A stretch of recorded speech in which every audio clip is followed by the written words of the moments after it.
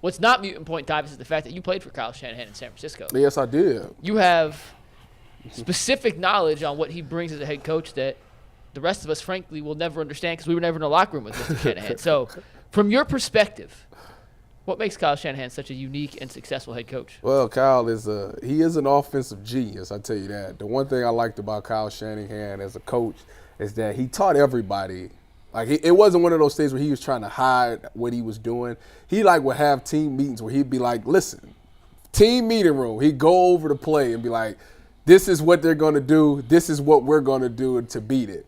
And if they cover that, don't worry, this will be open. If they cover that, this is open. So there'll be so many times out on practice field. So, when we go out to practice, we would do this defensive segment where Kyle Shanahan would become the quarterback. Now, he'd be throwing to the interns and stuff like that.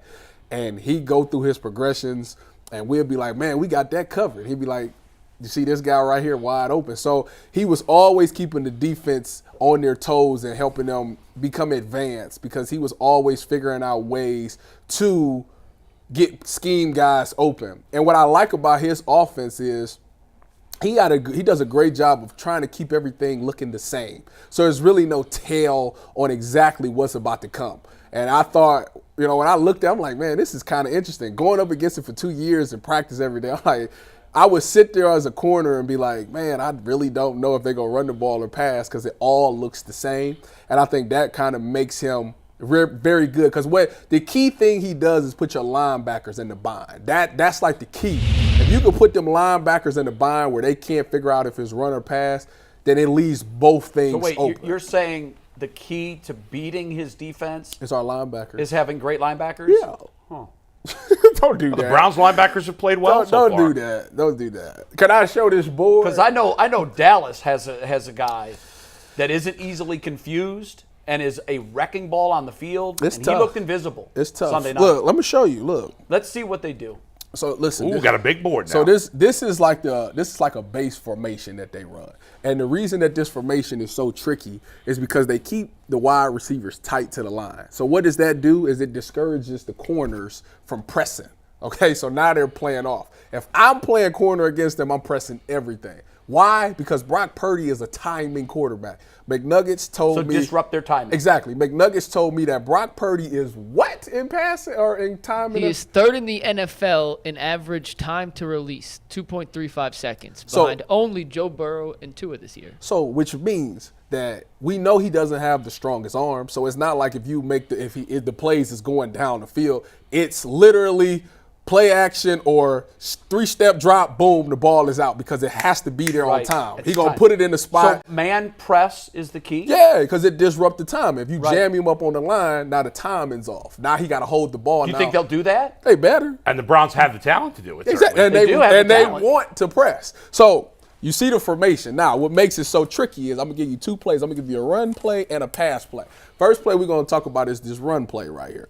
So I seen this against when they went up against Dallas. What they do is same formation. Everybody, it looks the same. But what he does is he throws a pitch to CMC. CMC catches the pitch. Juice motions right before the snaps to a strong I formation. He comes up like he's going to lead block, and then he goes and leads block over here. You got George Kittle also rocking back on this. Why is that tricky? Because as a linebacker, your eyes have to flow back. And you have to it's a classic misdirection. Yeah, you got to come back with it, and it creates 2 extra gaps over it. So now, if your gap is right here, or right here, you got to skip 2 gaps. Skip that, and you got to end up over here because everybody has to kick over. And that's hard to do on the fly. Now, it's easy. You'll see it with the Y. You'll see the Y rock back. You're like, okay, I need to push back a gap. But with Juice doing what he's doing, going up first, you don't expect him to also go lead block. So now it's a misconception that you got to rock back 2 gaps. And that's where they get you on this. It's a pitch back to CMC. So CMC can freely look at it. He could go here or he's free to go wherever. But his 2 lead blocks is going this way. So this is why this play is tricky. And as a linebacker, if you are already worried about that in the run game, now let's talk about what it looks like in the pass. Same formation again.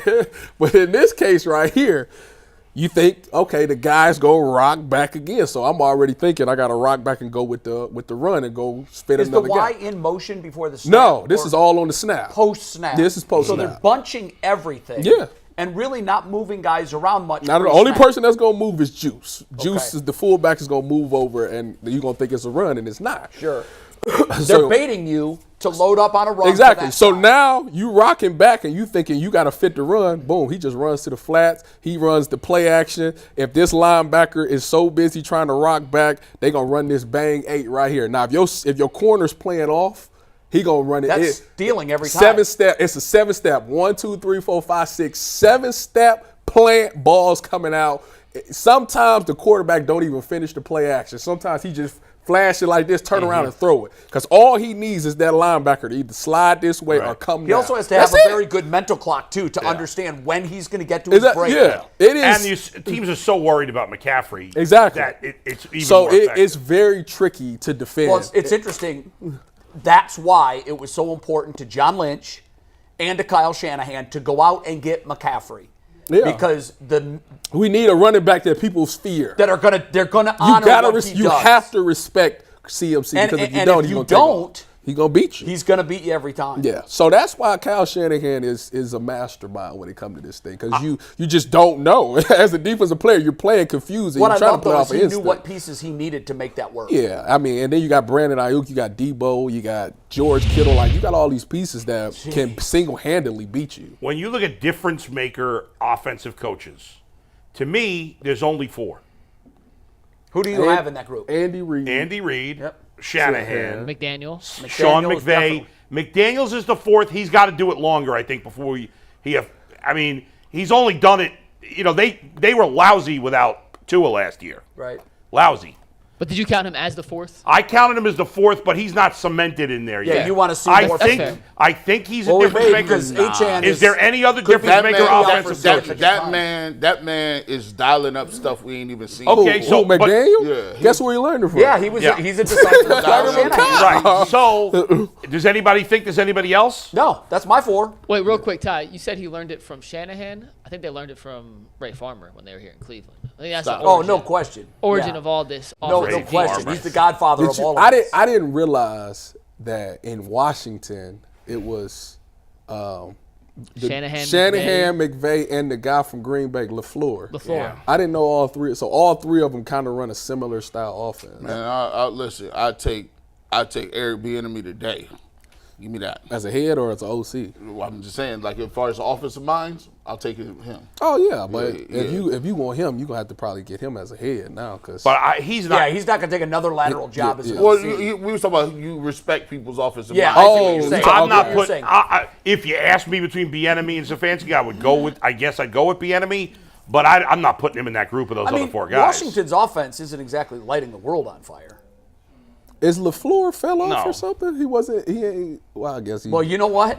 These guys all look good when they have quarterbacks that can execute it. To That's your what point, I'm saying. McDaniel looked great last year with Tua at the trigger. Right. But you've got to have both. You've got to have the genius that's in the lab, and that like look at what they're doing in Kansas City. Andy Reid has the guy to pull off what he wants to do. But he also won with Alex Smith. Oh, I say he did it with Alex Who was a Smith. He mediocre won. guy. He didn't win a Super Bowl with Alex no, Smith, but but- he made Alex Smith look better than we Right, all right, thought right. he was. So Now, what's interesting though with McVay is like people gave him credit for Jared Goff, but quietly Jared Goff's been really good the last 2 years in Detroit. Well, look, He's been really good. he didn't forget everything he learned from McVay. Yeah. I mean, you know, that's knowledge. He's become. I think we got to give him credit now. we definitely have to Who? give him credit. He's McVay? no No, Goff. Goff. Oh, golf. Goff's a yeah. Look good- at their offense. Goff is a pretty good quarterback. He's not elite, but he's a pretty good quarterback. Here's what Top 10 for here's me. Here's He's what the I have back a end of the top 10, I Here's what I agree. have a problem with. I got a problem with people that have gone to championship games. People that like. I can't say Brock Purdy is garbage. I can't say Jimmy G is not good. I can't say that Goff isn't good. These guys have been on the highest stage in Super Bowls. Right. Sometimes I think when we be diminishing people to make ourselves feel better. Like I can't say that these guys. Well, in ain't fairness, no good. though, you guys were, especially UG, were downgrading Purdy yesterday. No, I didn't say. I'm saying that when you talk about talent and skill not. set, I'm not saying that he's not like a guy that is a decent dude, but I'm just saying I don't think he's better skill for skill than Deshaun Watson. I also was saying more involved with that with Shanahan because Garoppolo looked the same way.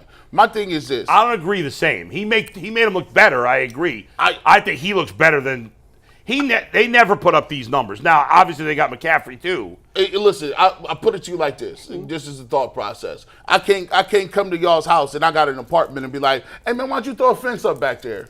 You're like, bro, what you mean? It's a little more involved than like you got to get some codes, call the city. Can you put that up? And I'm over here. Now you know. And now I know. Like now, I'm like, yeah.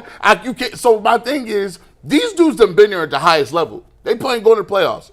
Our guys have not done that. So I can't sit here and say, oh, this guy ain't that good. He ain't that good. When I just want my dudes to play. Right. I just try to get them on the field.